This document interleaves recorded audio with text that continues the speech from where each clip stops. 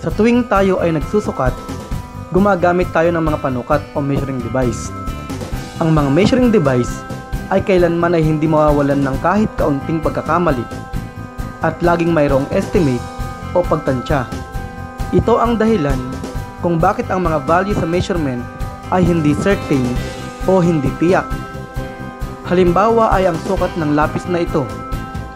May pag-aalinlangan na ang haba ng lapis na ito ay eksaktong 18.20 cm dahil ang huling digit ay estimated.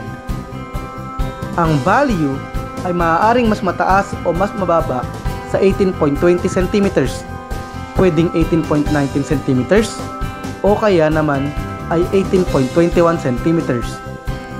Dahil sa mga uncertainty ng mga measurement, importante na matukoy ang estimated uncertainty sa measurement. Kung ang estimated uncertainty sa sukat ng lapis ay plus or minus 0.3 cm at ang nasukat ay 18.2 cm, dapat ay iulat ito na 18.2 plus or minus 0.3 cm. Ibig sabihin, ang eksaktong sukat ay nasa pagitan ng 17.9 cm hanggang 18.5 cm. At kung mag-uulat tayo ng uncertainty sa mga numerical value, ay ipinagpapalagay natin ang isa o ilang units ng huling digit na nabanggit. Halimbawa ay 25.5 cm. Ang huling digit ay 0.5. Kaya, ang uncertainty ay pagpapalagay na plus or minus 0.2 cm o kaya ay plus or minus 0.1 cm. At iuulat ang value na 25.5 plus or minus 0.2 cm.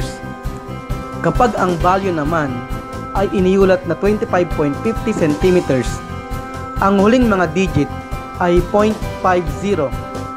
Kaya ang uncertainty ay ipagpapalagay na plus or minus 0.02 cm o kaya ay 0.01 cm.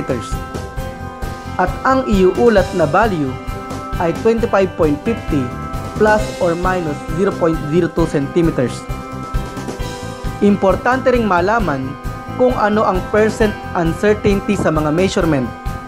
Para makuha ang percent uncertainty, kukuhanin natin ang ratio ng uncertainty at ng measured value saka imumultiply sa 100. Halimbawa, ang measured value ay iniulat na 12.5 grams.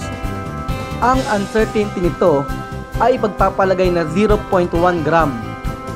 Ang percent uncertainty ay equal sa uncertainty na 0.1 divided by measured value na 12.5 times 100. At ito ay approximately equal sa 0.8%. Kung ang measured value ay iniulat na 12.50 grams, ang uncertainty nito ay pagpapalagay na 0.01 gram.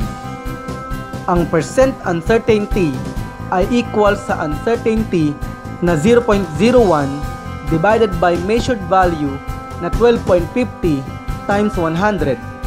At ito ay approximately equal sa 0.08%.